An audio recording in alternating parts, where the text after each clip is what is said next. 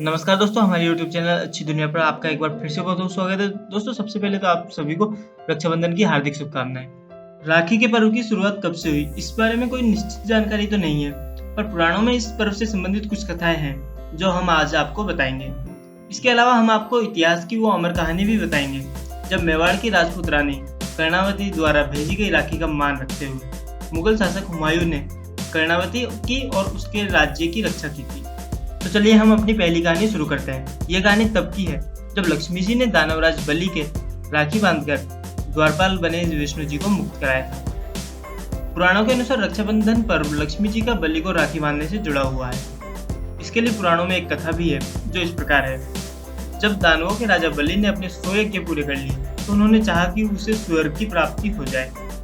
राजा बलि की इस मनोच्छा का भान देवराज इंद्र को पहले ही हो गया। इससे देवराज इंद्र का सिंहासन डोलने लगा। जब देवराज इंद्र को कोई उपाय नहीं सूझा तो वो घबराकर भगवान विष्णु की शरण में गए और बलि की मनसा बताई तथा उन्हें इस समस्या का निदान करने को कहा। देवराज की बात सुनकर भगवान विष्णु वामन अवतार ले ब्राह्मण वेश धरकर राजा बलि के यहाँ भिक्षा मांगने पहुंच गए, क्योंकि राजा बलि अपने दिए गए वचन को हर हाल में पूरा करते थे। जब राजा बलि ने ब्राह्मण बने श्री विष्णु से कुछ मांगने को कहा तो उन्होंने भिक्षा में 3 पग भूमि मांगी। राजा बलि ने उन्हें 3 पग भूमि दान में देते हुए कहा कि आप अपने 3 पग नाप लें। उनके इतना कहते ही भगवान विष्णु ब्राह्मण से अपने वामन रूप में आ गए और उन्होंने एक पग में स्वर्ग और दूसरे पग में पृथ्वी को नाप लिया। अभी तीसरा पैर रखना शेष था। बलि के सामने संकट उत्पन्न हो गया। आखिरकार उसने अपना सिर भगवान के आगे कर दिया और कहा, तीसरा पग आप मेरे सिर पर रख दीजिए। वामन भगवान ने ठीक वैसा ही किया।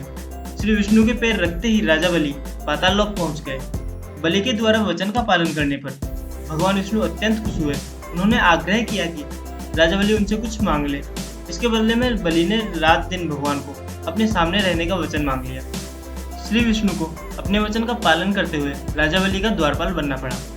जब यह बात लक्ष्मी जी को पता चली तो उन्होंने नारद जी को बुलाया और इस समस्या का समाधान पूछा। नारद जी ने उन्हें उपाय बताया कि आप राजा बलि को राखी बांधकर उन्हें अपना भाई बना ले और उपहार में अपने पति भगवान विष्णु को मांग ले। लक्ष्मी जी ने ऐसा ही किया।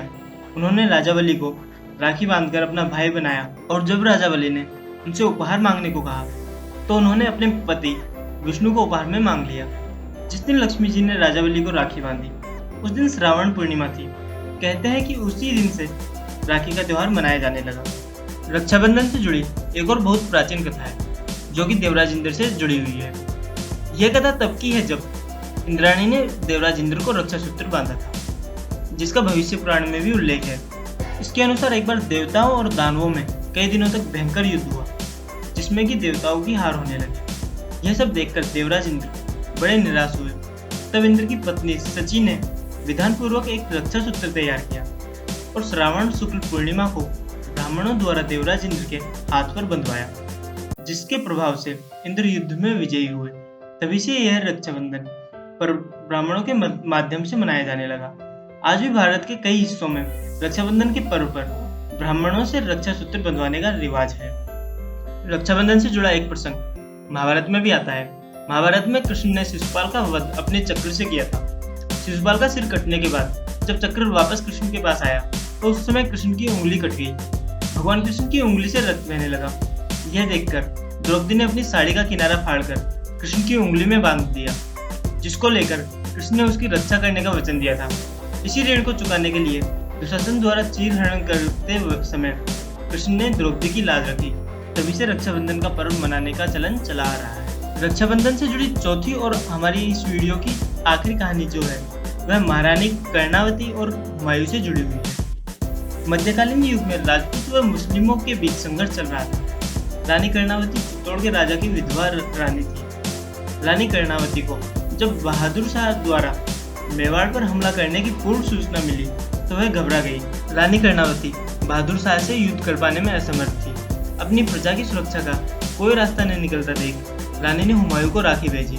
हुमायूं ने भी राखी की लाज रखी और मेवाड़ पहुंचकर बहादुर शाह के विरुद्ध मेवाड़ की ओर से लड़ते हुए कर्णावती और उसके राज्य की रक्षा की। दरअसल उस समय हुमायूं बंगाल पर चढ़ाई करने जा रहा था, लेकिन रानी कर्णावती की राखी मिलते ही उसने बंगाल का अभियान बीच में ही छोड़ दिया और अपनी सेना को लेकर वह अपनी बहन की रक्षा करने मेवाड़ की ओर चल दिया। तो दोस्तों यही थी आज की हमारी वीडियो, जिसमें आपने रक्षाबंधन से जुड़ी कुछ कहानियों के बारे में जाना। अगर आपको हमारी ये वीडियो पसंद आई हो, प्लीज़ इसे लाइक एंड अपने फ्रेंड्स के साथ शेयर जरूर कीजिए। और अगर आपने अभी तक हमारे यूट्यूब चैनल को सब्सक्राइब नहीं किया है, प्लीज़ हमारे इस यूट्यूब चैनल को सब्सक्राइब जरूर कर लीजिए, जिससे कि आगे आने वाली वीडियोज़ की नोटिफिकेशन आपको मिलते हैं। धन्यवाद दोस्तों हमारी ये वीडियो देखने के लिए। आपका दिन शुभ रहे।